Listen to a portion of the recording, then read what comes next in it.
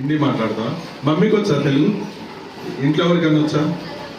ఎవరికి రాదు కదా. అచ్చా, మీ తమ్మునికి? ఓకే, మరి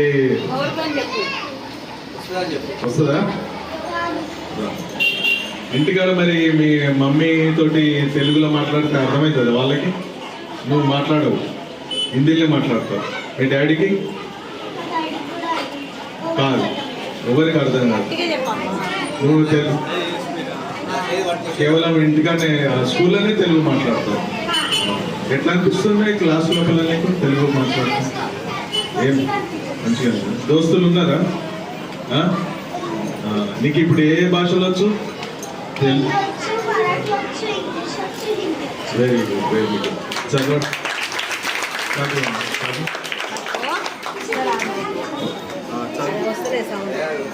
సార్ అలా మేడం అలా పెట్టండి. అది నోటికి వస్తుంది కదా నీకు.